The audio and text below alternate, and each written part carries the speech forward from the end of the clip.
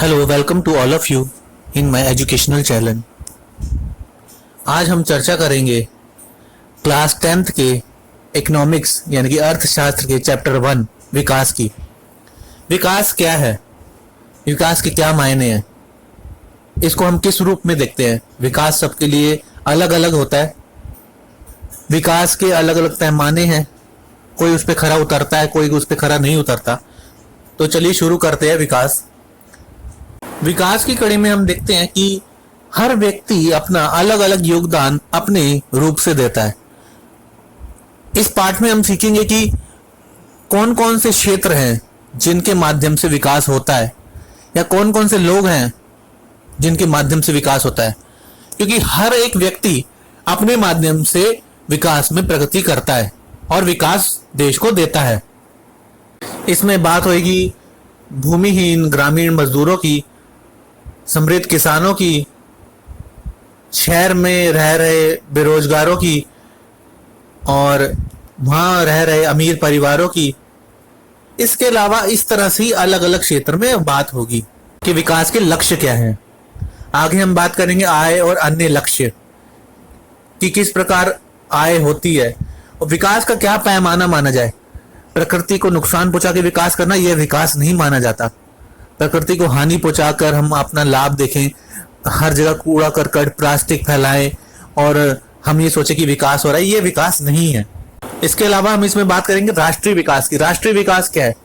जिससे देश को तरक्की मिले, जीडीपी बढ़े, जो हमारी आय है वो देश की भी आय है। ये सब पैमाना की हम इसमें चर्चा करेंगे इस चैप्टर में। राष्ट्रीय विकास के विषय कौन कौन से हैं, विभिन्न देशों या राज्यों की तुलना करेंगे कि अलग अलग देश में किस तरह इकोनॉमी बढ़ती है, अलग अलग राज्यों में किस तरह इकोनॉमी बढ़ती है और भारत में इसका क्या प्रतिक्रिया है, भारत में इसका क्या फल मिलता है, किस प्रकार ये आगे बढ़ रही है इकोनॉमी, उस सब की हम चर्चा करेंगे। औसत आय की इसमें हम बात करेंगे कि औसत आय, मिनिमम औसत आय कितनी होनी चाहिए पर व्यक्ति की। तालिका में हमने दे रखा है कि 2012 में कितनी थी देश की आंकड़ा, और उसके बाद हर जनगणना में कितनी आंकड़ा बढ़ता है, औसत आय। ये जो मुख्य मुख्य बिंदु बता रहा हूं उन सब पे हम चर्चा करके हम क्वेश्चंस पे बताएंगे। आय और अन्य मापदंड। आय और अन्य मापदंड में महाराष्ट्र, केरल और बिहार के कुछ तुलनात्मक आंकड़े हैं। हर जगह मृत्यु दर, साक्षरता दर, इन पर अलग अलग विचार है। हर राज्य के अपने विकास के आंकड़े अलग है, तो ये चीजें विकास दर में महत्वपूर्ण रोल निभाती हैं। सार्वजनिक सुविधाएं कितनी हैं, पढ़ने लिखने, स्वास्थ्य सुविधाएं, ये सब भी विकास में ही गिना जाता है कि आपके देश में कितना विकास हुआ है, स्वास्थ्य सेवाएं कितनी हैं, शिक्षा कितनी है। ये सब चीजें इस चैप्टर में बहुत ही महत्वपूर्ण भूमिकाएं निभाएंगी। जैसे इस तालिका में भारत और उसके पड़ोसी देशों के आंकड़े बताए गए हैं, मानव विकास रिपोर्ट के आंकड़े बताए गए। मानव विकास रिपोर्ट क्या बताती है कि ह्यूमन इंडेक्स रिपोर्ट में कि मानव किस तरह तरक्की कर रहा है, भारत में इसकी क्या श्रेणी है, भारत कितनी विकास दर से आगे बढ़ रहा है। विकास की क्या धारणा है, विकास सभी के लिए एक जैसा है या असमान है, इन सब मुद्दों पर चर्चा की जाएगी। सभी के पास एसी, टीवी, फ्रिज, कूलर ये सब होना चाहिए, ये विकास है या अन्य पैमाने हैं, इन सब पे चर्चा होगी। विकास के लक्ष्य विभिन्न लोगों के लिए विभिन्न हो सकते हैं। हो सकता है कि कोई बात किसी एक व्यक्ति के लिए विकास हो लेकिन दूसरे के लिए नहीं। उदाहरण के लिए किसी नए हाईवे का निर्माण कई लोगों के लिए विकास हो सकता है, लेकिन जिस किसान की जमीन इस हाईवे के निर्माण में छीन ली गई तो क्या उसके लिए ये विकास है? कतई नहीं। विभिन्न लोगों के लिए विभिन्न आवश्यकताएं हो सकती हैं। किसी भी व्यक्ति की जिंदगी की परिस्थिति इस बात को तय करती है कि उसके लिए किस प्रकार के विकास की आवश्यकता है। इसे समझने के लिए दो लोगों का उदाहरण लेते हैं। एक व्यक्ति ऐसे गांव में रहता है जहां से किसी भी जगह के लिए बस पकड़ने के लिए 5 किलोमीटर पैदल चलना पड़ता है। यदि उसके गांव तक पक्की सड़क बन जाए और उसके गांव तक छोटी गाड़ियां भी चलने लगे तो यह उसके लिए विकास होगा। एक अन्य व्यक्ति दिल्ली राजधानी क्षेत्र की भारी सीमा पर रहता है। उसे अपने दफ्तर जाने के लिए पहले तो पैदल 1 किलोमीटर चलकर ऑटो रिक्शा स्टैंड तक जाना होता है। उसके बाद ऑटो रिक्शा पर कम से कम 1 घंटे की सवारी के बाद वह मेट्रो स्टेशन पहुंचता है। उसके बाद मेट्रो में 1 घंटा सफर करने के बाद वह अपने ऑफिस पहुंचता है। यदि मेट्रो रेल की लाइन उसके घर के पास पहुंच जाए तो यह उस व्यक्ति के लिए विकास होगा। ऊपर दिए गए उदाहरण यह बताते हैं कि विकास के अनेक लक्ष्य हो सकते हैं, अनेक नीति निर्धारक चीजें हो सकती हैं, किसको फायदा है किसको नहीं, इन सब पर यह विकास आश्रित है। अब हम विकास के लक्ष्यों की बात करेंगे। प्रति व्यक्ति आय, जब देश की कुल आय को उस देश की जनसंख्या से भाग दिया जाता है तो जो राशि मिलती है उसे हम प्रति व्यक्ति आय कहते हैं। वर्ष 2006 की विश्व विकास रिपोर्ट के अनुसार भारत में प्रति व्यक्ति सालाना आय 28,000 रुपये है। सकल राष्ट्रीय उत्पाद, किसी देश में उत्पादित कुल आय को सकल राष्ट्रीय उत्पाद कहते हैं। सकल राष्ट्रीय उत्पाद में हर प्रकार की आर्थिक क्रिया से होने वाली आय की गणना की जाती है। सकल घरेलू उत्पाद, किसी देश में उत्पादित कुल आय में से निर्यात से होने वाली आय को घटाने के बाद जो बचता है उसे सकल घरेलू उत्पाद कहते हैं। शिशु मृत्यु दर, हर हजार जन्म में 1 साल की उम्र, मतलब 1000 में से डिवाइड होता है ये, 1000 जन्म नहीं, साल की उम्र से पहले मरने वाले बच्चों की संख्या को शिशु मृत्यु दर कहते हैं। यह आंकड़ा जितना कम होगा यह विकास के दृष्टिकोण से उतना ही बेहतर माना जाएगा। शिशु मृत्यु दर एक महत्वपूर्ण पैमाना है। इससे किसी भी क्षेत्र में उपलब्ध स्वास्थ्य सेवाओं की उपलब्धता और गुणवत्ता का पता चलता है। सन 2011 की जनगणना के अनुसार भारत में शिशु मृत्यु दर 30.15 थी। इससे यह पता चलता है कि भारत में आज भी स्वास्थ्य सेवाएं अच्छी नहीं है। पुरुष और महिला का अनुपात भी सही नहीं है। 2011 की जनगणना के अनुसार 940 ही है। आगे हम अब प्रश्नों की बात करेंगे। सामान्य किसी देश का विकास किस आधार पर निर्धारित किया जा सकता है? आपके सामने ऑप्शंस दिए गए हैं। इसमें प्रति व्यक्ति आय, औसत, साक्षरता, लोगों की स्वास्थ्य स्थिति, उपयुक्त सभी उत्तर। तो इसमें जो उत्तर होगा वो सभी ऊपर के सारे जो पॉइंट्स दिए गए हैं वो सभी चीजें शामिल हैं। निम्नलिखित पड़ोसी देशों में से मानव विकास के लिहाज से किस देश की स्थिति भारत से बेहतर है? श्रीलंका की स्थिति भारत से बेहतर है। मान लीजिए कि एक देश में 4 परिवार हैं। इन परिवारों की प्रति व्यक्ति आय 5,000 रुपये है। अगर 3 परिवारों की आय क्रमशः 4,000, 7,000 और 3,000 रुपये है तो चौथे परिवार की आय क्या होगी? उत्तर 6,000 रुपये। इस तरह के प्रश्न हम आगे भी देखते हैं। विश्व बैंक विभिन्न वर्गों का वर्गीकरण करने के लिए किस प्रमुख मापदंड का प्रयोग करता है? इस मापदंड की अगर कोई है तो सीमाएं क्या हैं? मापदंड की सीमाएं पूछी गई हैं। विश्व बैंक विभिन्न वर्गों का वर्गीकरण करने के लिए किसी देश की आय को प्रमुख मापदंड मानता है।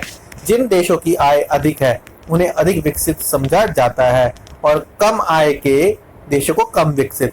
ऐसा माना जाता है कि अधिक आय का अर्थ है इंसान की जरूरतों की सभी चीजें प्रचुर मात्रा में उपलब्ध की जा सकती है जो लोगों को पसंद है और जो उनके पास होनी चाहिए। वह उन सभी चीजों का अधिक आय के जरिए प्राप्त कर पाएंगे। इसलिए ज्यादा आय विभिन्न वर्गों का वर्गीकरण करने का प्रमुख मापदंड माना जाता है।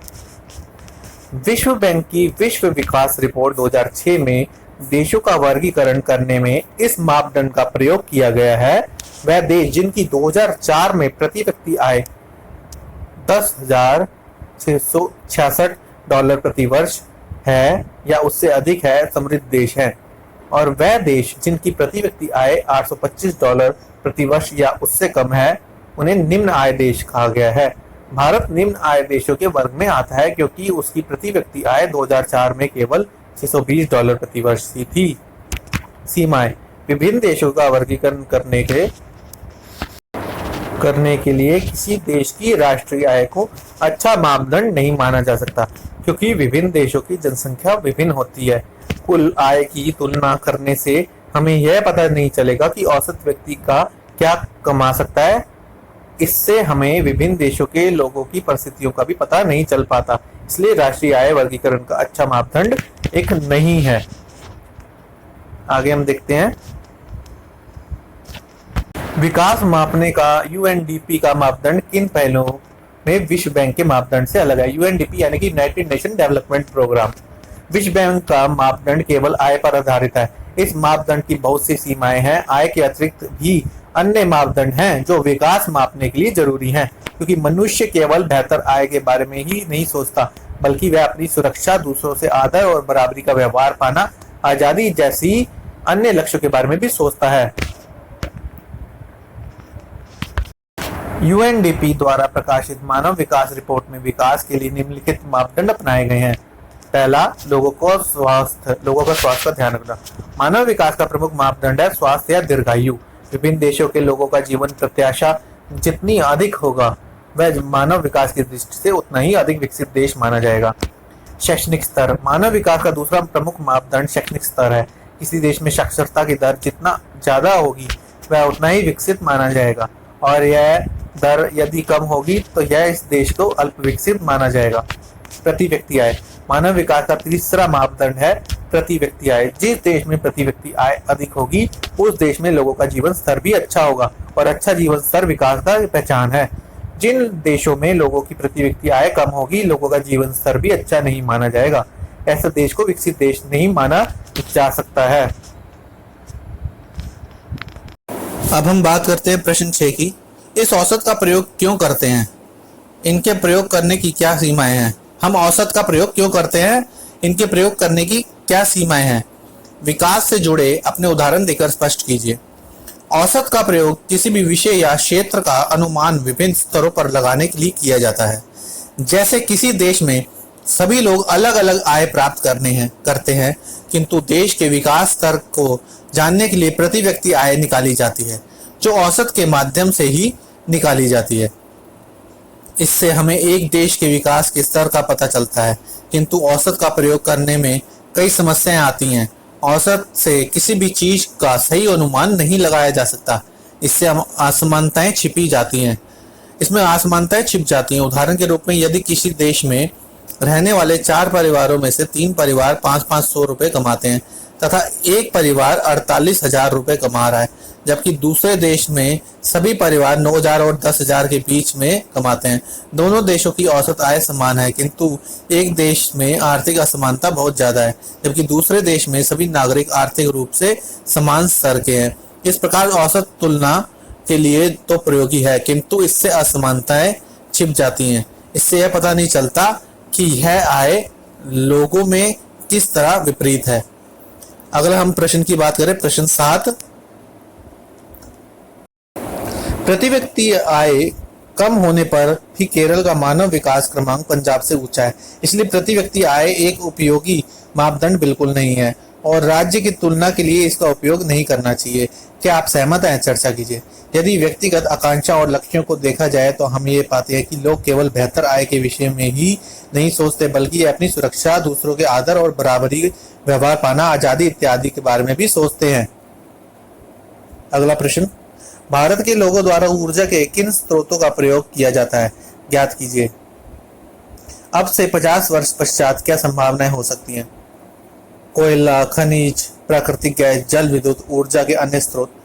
कोयला का प्रयोग ईंधन के रूप में तथा उद्योगों में कच्चे माल के रूप में किया जाता है। वाष्प इंजन, इससे कोयले का प्रयोग होता है। रेलों और उद्यमों में भी। खनिज तेल का प्रयोग सड़क परिवहन, जहाजों, वायुयानों आदि में किया जाता है।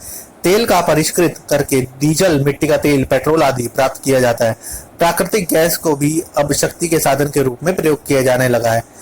जल विद्युत या ऊर्जा का नवीकरण संसाधन है। ऊर्जा के अन्य स्रोत। ऊर्जा के कुछ ऐसे स्रोत भी हैं जिनका प्रयोग अभी कुछ समय पूर्व ही किया जाने लगा है। यह सभी स्रोत नवीनीकरण स्रोत हैं, जैसे पवन ऊर्जा, बायोगैस, भूतापीय ऊर्जा आदि।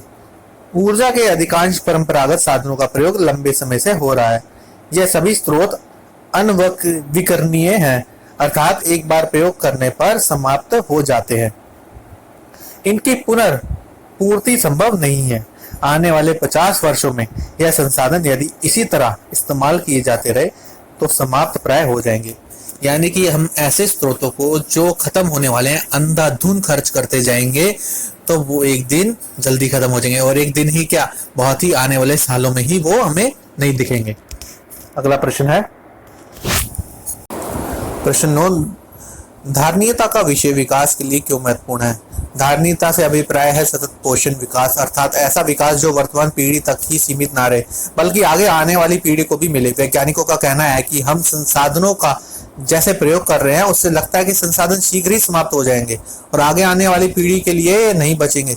यदि हम विकास को धारणीय बनाना अर्थात निरंतर जारी रखना है तो हमें संसाधनों का प्रयोग इस तरह से करना चाहिए कि वह काफी समय तक हमारे साथ चलते रहे, वह आने वाली पीढ़ी के लिए भी बचे रहे।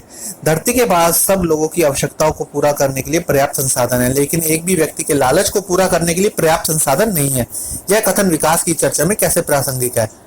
पृथ्वी पर विभिन्न प्रकार के साधन पाए जाते हैं जिनका उपयोग मनुष्य अपने विभिन्न आवश्यकताओं को पूरा करने के लिए करता है, तब ये साधन संसाधन बन जाते हैं। यह संसाधन सीमित मात्रा में उपलब्ध है। यदि मनुष्य बुद्धिमत्ता से इन संसाधनों का प्रयोग कर रहे तो यह अपनी सभी जरूरतों को पूरा कर सकता है। यदि संसाधनों का दुरुपयोग ना किया जाए तो इनका प्रयोग करके विकास की प्रक्रिया को निरंतर जारी रखा जा सकता है, किंतु यदि इन संसाधनों का प्रयोग निजी लाभ के लिए किया जाए तो हो सकता है कि यह व्यक्ति के लिए लाभ को पूरा ना कर पाए। यदि इन संसाधनों का अंधाधुंध प्रयोग किया गया तो ये जल्द ही समाप्त हो जाएंगे और ये दोबारा आने वाले नहीं है। ये हमें सोच समझकर ही खर्च करने चाहिए। आगे आवश्यकता को ध्यान से रखना होगा। इस प्रकार उपरोक्त कथन में यह सीख मिलती है कि प्राकृतिक संसाधनों का प्रयोग केवल आवश्यकताओं को पूरा करने के लिए ही किया जाए, निजी स्वार्थ की पूर्ति के लिए ना किया जाए। अगला प्रश्न, पर्यावरण में गिरावट के कुछ ऐसे उदाहरण की सूची बनाइए जो अपने आसपास देखे हों। कूड़े कचरे और अवांछित गंदगी में जल, वायु, भूमि को दूषित होना पर्यावरण प्रदूषण कहलाता है। पर्यावरण में गिरावट के बहुत ही उदाहरण है जिनमें से कुछ निम्नलिखित है। जल प्रदूषण, वायु प्रदूषण, भूमि प्रदूषण। ये सभी प्रदूषण किस प्रकार फैल रहे हैं इसके बारे में चर्चा की गई है। नदियों, झीलों, समुद्रों में कूड़ा करकट फैलाया गया है। वायु प्रदूषण के माध्यम से कारखानों के धुएं तथा मोटर वाहनों के धुएं फैल रहे हैं। भूमि प्रदूषण यानी कि घरों का कचरा बाहर करना, कूड़ा करकट, पर्यावरण दूषित हो रहा है। बढ़ती हुई जनसंख्या, संसाधनों का दुरुपयोग, अधिक मात्रा में पेड़ों को काटना के कारण पर्यावरण में गिरावट बहुत तेजी से हो रही है और इसकी हमारे संसाधन खत्म हो रहे हैं। अगर इस प्रकार ही दोहन होता रहा तो आने वाले समय में कुछ भी नहीं बचेगा। इस प्रकार हमने पाठ पूरा कंप्लीट करा है, चैप्टर वाइज भी और एनसीईआरटी की बुक को देखकर भी। और इस चैनल के साथ आप जुड़े रहिए। इस चैनल को आप लाइक, शेयर एंड सब्सक्राइब जरूर कीजिए ताकि आने वाले समय में भी आपको इसी चैप्टर या इससे अन्य चैप्टर के संबंधित वीडियो मिलती रहे। धन्यवाद।